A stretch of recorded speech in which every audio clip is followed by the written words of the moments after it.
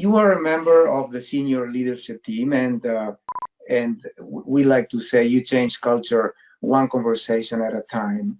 And I'm interested in understanding how you and your colleagues have, if you have changed those conversations, how has all this work changed the way you work together?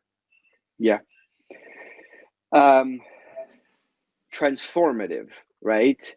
At the end of the day, an organization, and especially a knowledge-driven organization as ours, is really about how the union of different people interact effectively and efficiently to push forward the company's agenda, right? We don't have oil wells that if you've already won the exploration rights and deployed the capex, you have a big part of the competitive battle won.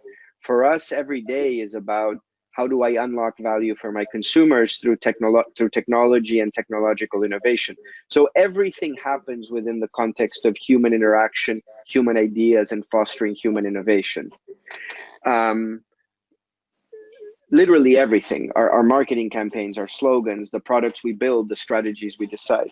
And so effective communication, being able and learning how to listen, how to interact with others in a way that's conducive to innovation and good execution is absolutely everything. So that's where we needed to get to, and it's a constant process.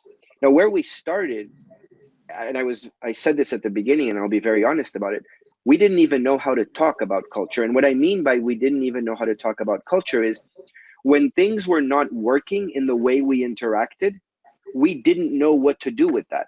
I think the typical human response, or for many, is to shy away, to not talk to the person, to try to avoid him. You only make matters worse. So I think the first thing we learned is how to talk about culture. We were told, look, this is our culture. We all went through a leadership assessment where we were told, and this is how you are as a leader. This is how people perceive you. This is how you interact with others. And now let's look at that gap between where you'd like to be and where you are. And that began to give us, although it wasn't, I think, a specific outcome of this, it began to give us the lexicon, the verbiage, the ability to talk about this, both good and bad. I mean, there are many anecdotes along the way of how we I think at times, adopted certain cultural elements that were coming up. And so every conversation within different teams ended up there. And we had to say, wait a minute, people, let's backtrack a little bit. But that was incredibly enriching because we began to give people the fabric through which to interact with each other more effectively and more efficiently, and to say when things bothered them, to clearly establish compromises about what my expectation is of you and what your expectation of me should be. Because at the end of the day, those are the cultural principles, right? Is what can I expect of you, both in outcomes, but in process and how we interact. And so it unlocks, Richie, and that's why I said transformative. It unlocks completely new ways of working and collaborating and interacting with each other. Unlocks both for good, but also gives you the tools to unwind some of the things that don't work as well. Thank you, Pedro. Thank you so much. Finally, I started personal, and I would like to end the conversation in a personal note. So the question is, what did you learn about yourself in this process?